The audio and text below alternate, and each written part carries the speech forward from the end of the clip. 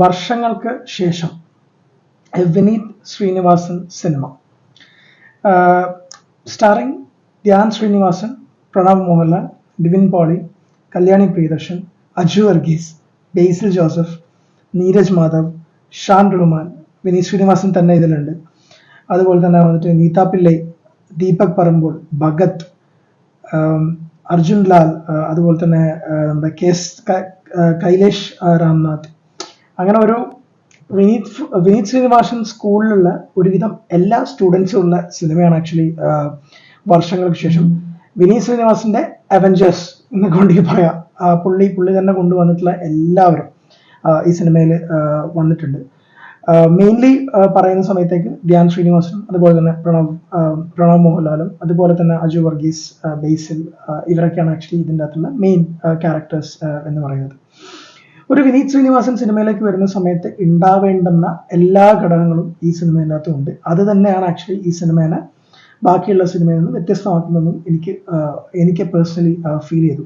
ഞാൻ വിനീത് ശ്രീനിവാസൻ സിനിമകളുടെ ഭയങ്കരമായിട്ടുള്ള ഒരു ഫാനാണ്. കാരണം വിനീത് ശ്രീനിവാസൻ ഒരു സിനിമ ചെയ്യുമ്പോൾ അത് ടെക്നിക്കലിയും എല്ലാ സംഭവങ്ങളൊക്കെ സെക്കൻഡറി ആയി ആദ്യം പുള്ളിയുടെ ഹൃദയത്തിൽ നിന്നാണ് ആക്ച്വലി ആ സിനിമ ചെയ്യുന്നത് എപ്പോഴും ഫീൽ ചെയ്യാറ്. പുള്ളിയുടേതായിട്ടുള്ള രീതിയിലുള്ള പല പല ചെറിയ നുവാൻസസ് കൊടുക്കാൻ ശ്രമിക്കാറുണ്ട്. സോ അത് ഈ സിനിമയിലും ഗംഭീരമായിട്ട് വന്നിട്ടുണ്ട്. ഇതിന്റെ ഫസ്റ്റ് ഹാഫ് തുടങ്ങുന്നത് 1970s ഇപ്പം 2023 വരെയുള്ള ഒരു സിനിമക്കുള്ള സിനിമ പറയുന്ന ഒരു കഥയാണ് ആക്ച്വലി വിനീത് ശ്രീനിവാസൻ തന്നെ പല ഇന്റർവ്യൂസിലും പറഞ്ഞിട്ടുണ്ട്. ഞാൻ പല സ്ഥലത്തും കേട്ടിട്ടുള്ള കാര്യങ്ങളാണ് ഞാൻ ഇതിൻ്റെ അകത്ത് ഉൾപ്പെടുത്തിയിട്ടുള്ളത്. അതുപോലെ തന്നെ നമുക്കും കേൾക്കുമ്പോഴും കാണുമ്പോഴും ഫാസിനേഷൻ തോന്നുന്ന രീതിയിൽ തന്നെയാണ് ആക്ച്വലി ഈ സിനിമ വിനീത് ശ്രീനിവാസൻ ചെയ്തിട്ടുള്ളത്. ഇന്റർവ്യൂസ് ഒക്കെ കുറെ വന്ന സമയത്തൊക്കെ എനിക്ക് പേഴ്സണലി വന്നിട്ട് ഇത് എങ്ങനെയായിരിക്കും, ഇത് വന്നിട്ട് എന്താ പറയാ ക്രിഞ്ചായി പോവോ, എക്സ്ട്രീം ക്രിഞ്ചായി പോവോ. പിന്നെ കുറെ പേര് വന്നിട്ട് ഹൃദയത്തിന് തന്നെ രണ്ട് വശമുണ്ട്. ചില ആൾക്കാർക്ക് ഹൃദയം ഭയങ്കര ക്രിഞ്ചാന്ന് പറയുന്ന ആൾക്കാരുണ്ട്, പക്ഷെ അത് കണക്ട് ചെയ്യുന്ന ഒരു വിഭാഗം ആൾക്കാരുണ്ട്. സോ അവർക്കത് ഗംഭീരമായിട്ട് കണക്ട് ആവും. പിന്നെ അതുപോലെ തന്നെ വന്നിട്ട് ഈ സിനിമയും അതുപോലെ തന്നെ ഒരു വിനീത് ശ്രീനിവാസൻ പറഞ്ഞ ഒരു ക്യാരക്ടർ സ്റ്റഡി, ഒരു ക്യാരക്ടറിന്റെ ഒരു ബാക്കിലെ കൂടി അയാളുടെ ഡിഫറെന്റ് ഇമോഷൻസിന്റെ ഒരു പോർട്രയാണ് ആക്ച്വലി ഈ സിനിമ ചെയ്തിട്ടുള്ളത്. വിനീത് ശ്രീനിവാസൻ ഒട്ടുമിക്ക സിനിമകൾ ലൈക്ക് ജേക്കബ് ആയിക്കഴിഞ്ഞാലും ഇപ്പോൾ ഹൃദയം ആയിക്കഴിഞ്ഞാലും ഒക്കെ അങ്ങനെയുള്ളൊരു പെർസ്പെക്റ്റീവ് വന്നിട്ടുള്ള സിനിമയാണ്. അങ്ങനെ വെച്ച് നോക്കുമ്പോൾ വർഷങ്ങൾക്ക് ശേഷവും നമുക്ക് ഗംഭീരമായിട്ടൊരു എക്സ്പീരിയൻസ് തരുന്നുണ്ട്. ഇതിന്റെ ഫസ്റ്റ് ഹാഫിലേക്ക് വരുന്ന സമയത്ത് 1970s to 80s ഈ പ്രണവും അതുപോലെ തന്നെ ധ്യാനും ഫ്രണ്ട്സ് ആണ്. അവർ മദ്രാസിലേക്ക് പോകുന്ന കാര്യങ്ങളൊക്കെയാണ് പറയുന്നത്. സോ ഇനീഷ്യൽ ഭാഗം ഞാൻ ആക്ച്വലി ഒരു 5 മിനിറ്റ് ലേറ്റ് ആയിട്ടാണ് കയറിയത്. സോ ഇനീഷ്യൽ ഭാഗത്ത് actually Dhyan Sreenivasan flashback open ചെയ്യാണ് ചെയ്യുന്നത്. സോ അത് അവരുടെ നാട്ടുമ്പുറവും അവരുടെ ഒരു ഫ്രണ്ട്ഷിപ്പ് സോണും, ധ്യാൻ വന്നിട്ട് പ്രണവിനെ റെക്കഗ്നൈസ് ചെയ്യുന്നതും പ്രണവ് വന്നിട്ട് ധ്യാനിനെ റെക്കഗ്നൈസ് ചെയ്യുന്നതായിട്ടുള്ള പല പല സീനുകളൊക്കെ അതൊക്കെ ഭയങ്കര ഗംഭീരമായിട്ടും സട്ടിലായിട്ടും ആക്ച്വലി ചെയ്യാൻ പറ്റും. അത് ആക്ച്വലി എല്ലാവർക്കും ഒരേപോലെ തന്നെ ആ പേസിനെ ഫോളോ ചെയ്യാൻ പറ്റണമെന്നില്ല. പക്ഷെ എനിക്കതൊരു നോവൽ പോലെ തന്നെ എനിക്കത് ഫീൽ ചെയ്തിട്ടുണ്ട്. കാരണം അത്രയും ഒഴുക്ക് ആ സീനിലൊക്കെ ഉണ്ടായിരുന്നു. പിന്നെ നമ്മളൊരു പഴയ കഥ അല്ലെങ്കിൽ ഒരു പഴയ കാലം ചെയ്യുമ്പോൾ ഉണ്ടാവുന്ന ചില പ്രശ്നങ്ങൾ ചില സീനുകളിലുണ്ട്, ഇല്ലാന്ന് ഞാൻ അങ്ങനെ പറയാൻ പറ്റില്ല. പക്ഷെ സ്റ്റിൽ പല കാര്യങ്ങളും വന്നിട്ട് നന്നായിട്ട് ചെയ്യാൻ വേണ്ടിയിട്ട് പറ്റുന്നുണ്ട്. പിന്നെ ചെന്നൈയിലേക്ക് പോകുന്ന സമയത്ത് ട്രെയിനിന്റെ സെറ്റ് ആർട്ട് വർക്കിന്റെ കാര്യം പറയാം. ആർട്ട് വർക്ക് ആക്ച്വലി ആരാ ചെയ്തിട്ടുള്ളത് എനിക്ക് കൃത്യമായിട്ട് അറിയില്ല. വിനീത് ആക്ച്വലി അത് പറഞ്ഞിട്ടുണ്ടായിരുന്നു, പക്ഷെ എനിക്കത് ഓർക്കുന്നില്ല. സോ ആർട്ട് വർക്ക് വരുന്ന സമയത്തേക്ക് ട്രെയിനിന്റെ ഒരു സെറ്റും അതുപോലെ തന്നെ കോടമ്പക്കം കംപ്ലീറ്റ്ലി സെറ്റ് വർക്ക് ചെയ്തിട്ടാണുള്ളത്.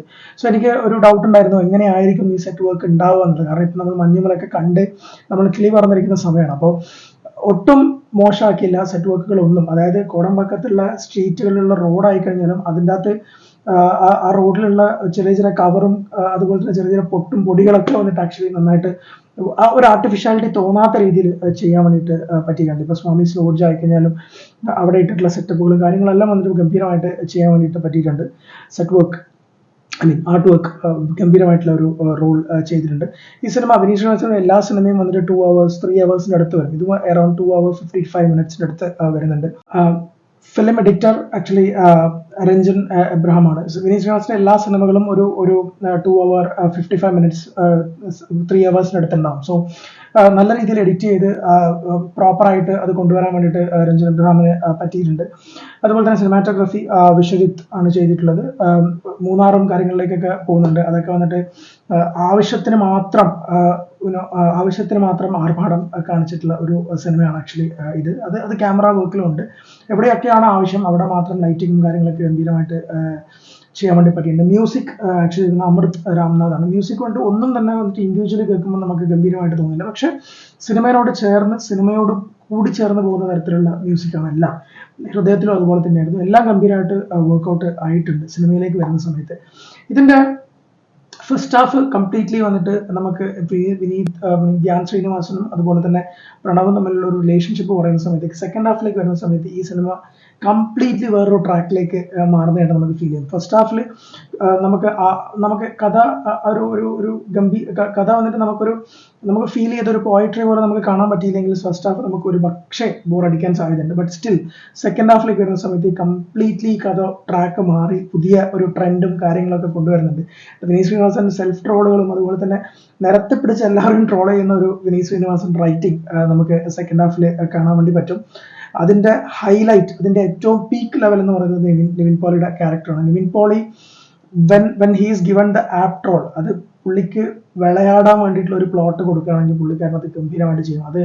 അത് കാണുമ്പോൾ തന്നെ ഭയങ്കര ഒരു സന്തോഷം ഉണ്ടായി. പുള്ളിക്കാരൻ വന്നിട്ട് നമുക്ക് നേരെ തന്നെ ആക്ച്വലി അതിൻ്റെ അകത്ത് വന്നിട്ട് നമ്മളെ വിമർശിക്കുമ്പോഴും നിവിൻ പോളി ഒരു മോശം സമയത്തേക്ക് വരുന്ന സമയത്ത് നമ്മൾ എന്തുകൊണ്ടാണ് നിവിനെ ഇത്രയും കളിയാക്കുന്നതിന്റെ റീസണും നിവിൻ പോളി ഒന്ന് ചിന്തിച്ചു കഴിഞ്ഞാൽ മനസ്സിലാക്കും. കാരണം നമ്മൾ അത്രയും നിവിന്റെ എന്താണ് നിവിന്റെ കറക്റ്റ് ആയിട്ടുള്ള നിവിന്റെ ഏരിയ എന്ന് നമുക്കറിയാം. അത് തിരിച്ചു കൊണ്ടുവരാൻ വേണ്ടിയിട്ടായിരിക്കുമല്ലോ നമ്മളത് പറയുന്നുണ്ടാവുക. അത് നന്നായി ചെയ്ത സമയത്തൊക്കെ ആഘോഷിച്ചിട്ടുള്ള ആൾക്കാരാണല്ലോ നമ്മളത്. സോ അത് നിവിനും അത് റിയലൈസ് ചെയ്യുന്നതന്നെയാണ് എനിക്ക് തോന്നുന്നത്. ഗംഭീരമായിട്ടുള്ള എക്സ്ട്രീംലി പീക്ക് ലെവൽ പെർഫോമൻസ് എന്ന് വേണമെങ്കിൽ നിവിനെ പറയാം. അതുപോലെ തന്നെ ബേസിൽ അസോസിയേറ്റ് ഡയറക്ടർ ആയിട്ടാണ് പുള്ളിക്ക് അറിയാം കാര്യങ്ങളൊക്കെ. അതുപോലെ തന്നെ ഈ സിനിമേൻ്റെ അകത്ത് ഒരു സീന് ഷൂട്ട് ചെയ്യുന്ന കാണിക്കുന്നത്. അപ്പോൾ സീന് ഷൂട്ട് ചെയ്യുന്ന സമയത്ത് അസോസിയേറ്റ് ഡയറക്ടേഴ്സും എല്ലാവരും കൂടി ആ സീന് അത് റെഡിയായി വരാൻ വേണ്ടി എത്രത്തോളം എഫേർട്ട് ഉണ്ട് എന്നുള്ളത് നമുക്ക് വിനീത് ശ്രീനിവാസൻ നമുക്ക് കാണിച്ചു തരുന്നുണ്ട്.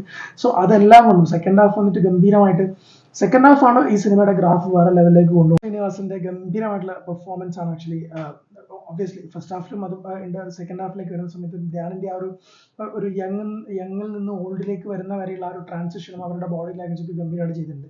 പ്രണവ് മോഹൻ പല സ്ഥലത്തും പ്രണവ് മോഹന്റെ ചീക്കും കാര്യങ്ങളൊക്കെ കാണുന്ന സമയത്ത് നമുക്ക് ലിറ്ററലി ലാലേട്ടനെ തന്നെയാണ് ഓർമ്മ വരുന്നത്. പുള്ളി അത് മനഃപൂർവ്വം ചെയ്യുന്നതായിട്ട് നമുക്ക് തോന്നില്ല. കാരണം അത് അറിയാതെ വന്നു പോകുന്നതാണെന്ന് പല സമയത്ത് തോന്നിയിട്ടുണ്ട്. ചില സ്ഥലത്ത് ഇന്റൻഷനലി ഡയലോഗ്സുകൾ അതിനുവേണ്ടി കൊടുത്തിട്ടുണ്ട്. സോ പിന്നെ അതിലൊക്കെ വരുന്ന സമയത്ത് അജു ആയി കഴിഞ്ഞാൽ അജുവിടെ ഒക്കെ വന്നിട്ട് പെർഫോമൻസുകളൊക്കെ ഇതൊരു വിനീത് സിനിമയിലേക്ക് വരുന്ന സമയത്ത് ഇവരൊക്കെ വന്നിട്ട് ഗംഭീരമായിട്ട് ഹാർട്ട് ആൻഡ് സോൾ കൊടുത്ത് അഭിനയിക്കുന്നതുകൊണ്ട് ആവാം ഇങ്ങനെ വരുന്നത്. ഭഗത്തും അങ്ങനെ എല്ലാവരും വരുന്ന സമയത്ത് അതുകൊണ്ടാവാം ഇത് ഇത്രയും ഗംഭീരമായിട്ട് വരുന്നതെന്ന് തോന്നുന്നു. പക്ഷെ ഇതിന്റെ ടോട്ടൽ തൂക്ക് എന്ന് പറയുന്നത് നിവിൻ പോളിയാണ്. ഷോ സ്റ്റീലർ എന്ന് വേണ്ടി നമുക്ക് പറയാം. വർഷങ്ങൾക്ക് ശേഷത്തിന്റെ സെക്കൻഡ് ഹാഫിൽ ഇത്രയും പഞ്ച് കൊണ്ടുവരുന്നത് ഏറ്റവും ഇമ്പോർട്ടൻ്റ് ആയിട്ടുള്ള പങ്ക് വഹിച്ചിട്ടാണ് നിവിൻ പോളി. പ്രണവിലേക്ക് വരുന്ന സമയത്ത് പ്രണവിന് ഭയങ്കര ഡീസൻ്റ് ആയിട്ടുള്ള ഒരു റോൾ വിനീത് ശ്രീനിവാസന്റെ കയ്യിൽ വരുന്ന സമയത്ത് പ്രണവിന് ഉണ്ടാകുന്ന ഇമോഷണൽ ആയിട്ടുള്ള ഒരു കംഫർട്ട് സോണും അതുപോലെ തന്നെ എല്ലാ സംഭവങ്ങളും നമുക്ക് ഇതിനകത്തും കാണാൻ വേണ്ടി പറ്റുന്നുണ്ട്. പ്രണവിന്റെ ഓൾഡർ ലുക്കിലേക്ക് വരുന്ന സമയത്ത് പ്രണവിന്റെ ലാംഗ്വേജിന്റെ ചെറിയ പ്രശ്നം, അതായത് ആ ധ്യാനം ഉണ്ടാകുന്ന ഒരു ട്രാൻസിഷൻ പ്രണവിന് വരുന്നില്ലെങ്കിൽ പോലും പ്രണവ് ഗംഭീരമായിട്ട് അത് ചെയ്തിട്ടുണ്ടെന്നാണ് എനിക്കും പേഴ്സണലി തോന്നിയിട്ടുള്ളത്. വളരെ നന്നായിട്ട് ചെയ്തത്. ആകെ എനിക്ക് ഇതിനകത്തൊരു മിസ്കാസ്റ്റ് ആയിട്ട് തോന്നിയിട്ടുള്ളത് കല്യാണി പ്രിയദർശൻ മാത്രമാണ്. സോ അത് പുള്ളിക്കാരി വന്നിട്ട് കംപ്ലീറ്റ്ലി ഒരു മിസ്കാസ്റ്റ് ആയിട്ടാണ് എനിക്ക് പേഴ്സണലി ഫീൽ ചെയ്തിട്ടുള്ളത്. കാരണം ഒന്നും പ്രോപ്പർലി അവരുടെ ലവ് സീൻസ് ആയി കഴിഞ്ഞാൽ അതൊക്കെ വന്നിട്ട് അതും വർക്കായില്ല. പിന്നെ അവരുടെ ഓൾഡ് ഗെറ്റപ്പ് ആയി കഴിഞ്ഞാൽ അതും വർക്കായില്ല. അത് പ്രോപ്പർലി കംപ്ലീറ്റ്ലി ഒരു മിസ്കാസ്റ്റ്. പക്ഷേ നീത പിള്ള നല്ലൊരു ക്യാരക്ടർ ചെയ്തിട്ടുണ്ട്. അവർക്ക് നന്നായിട്ട് വർക്ക്ഔട്ട് ചെയ്യാൻ വേണ്ടി. പിന്നെ അതുപോലെ തന്നെ ഫസ്റ്റ് ഹാഫിലുള്ള കുറച്ച് ക്ലീഷേ സീനുകൾ, ക്രിഞ്ച് എന്ന് പറയാമല്ലോ. ഇപ്പൊ അതൊക്കെ വന്നിട്ട് കളിയാക്കുന്നുണ്ട് ആക്ച്വലി. പഴയ ആൾക്കാർക്ക് പുതിയ സംഭവങ്ങൾ മനസ്സിലാവുന്നില്ല എന്നൊക്കെ പറഞ്ഞാൽ ആ കാര്യങ്ങളെല്ലാം ട്രോൾ ചെയ്യുന്നുണ്ട്. യൂട്യൂബേഴ്സിനെ ട്രോൾ ചെയ്യുന്നുണ്ട്, എല്ലാവരും ട്രോൾ ചെയ്യുന്നുണ്ട് വിനീത് ഇതിലൂടെ. അതൊക്കെ വന്നിട്ട് പ്രേക്ഷകൻ ഭയങ്കരമായിട്ട് എൻജോയ് ചെയ്യുന്നുണ്ട്. എൻഡ് ഓഫ് ദ ഡേ പടം കഴിഞ്ഞ് തിയേറ്ററിൽ നിന്ന് വെളിയിൽ വരുന്ന സമയത്തൊക്കെ അല്ലെങ്കിൽ പടം കഴിഞ്ഞ സമയത്ത് എല്ലാവരും ക്ലാപ്പ് ചെയ്യുന്നുണ്ട്. സോ അത് തന്നെയാണ് ആക്ച്വലി ഒരു സിനിമയുടെ വിജയം എന്ന് ഞാൻ വിചാരിക്കുന്നത്. അത് തന്നെ ആയിരിക്കും പുള്ളിക്കാരൻ ഉദ്ദേശിച്ചിട്ടുണ്ടാവുക. സോ സിനിമ പറഞ്ഞിട്ടുള്ള, നമുക്ക് എപ്പോഴും പറയുമ്പോൾ നമുക്ക് ഓഡിയൻസിന് ഒരു ക്യൂരിയോസിറ്റി ഉണ്ടാവും. ആ ക്യൂരിയോസിറ്റിക്ക് ഒട്ടും കോട്ടം സംഭവിക്കാത്ത രീതിയിൽ സിനിമ കൊണ്ടുവരാൻ വേണ്ടിയിട്ട് വിനീത് ശ്രീനിവാസന് വർഷങ്ങൾക്ക് ശേഷം ഇതിലൂടെ കഴിഞ്ഞിട്ടുണ്ട്.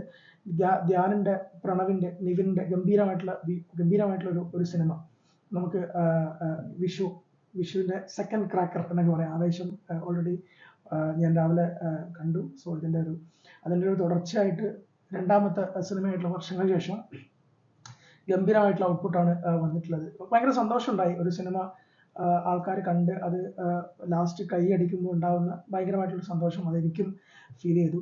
സോ വർഷങ്ങൾക്ക് ശേഷം എല്ലാവർക്കും കാണാൻ പറ്റുന്ന ഒരു ഗംഭീര feel good emotional roller coaster എന്നൊക്കെ വേണ്ടി പറയാം. അത്രയും അതായത് ചിരിയും ഇമോഷൻസും ഒക്കെ കൂടിയുള്ള ഒരു റോളർ കോസ്റ്റർ ആയിട്ടാണ് എനിക്ക് പേഴ്സണലി ഫീൽ ചെയ്തിട്ടുള്ളത്. കുറച്ച് ആദ്യം ഉണ്ടായിട്ടുള്ള കുറച്ച് ലാഗുകളും കുറച്ച് കാര്യങ്ങളൊക്കെ മാറ്റി നിർത്തി കഴിഞ്ഞാൽ ഈ വിഷുവിന് ഡെഫിനറ്റ് ആയിട്ടും ടിക്കറ്റ് എടുക്കാൻ പറ്റുന്ന ഒരു സിനിമയാണ് വർഷങ്ങൾക്ക് ശേഷം. സോ ഡു വാച്ച് വർഷങ്ങൾക്ക് ശേഷം ഇൻ തിയേറ്റേഴ്സ്.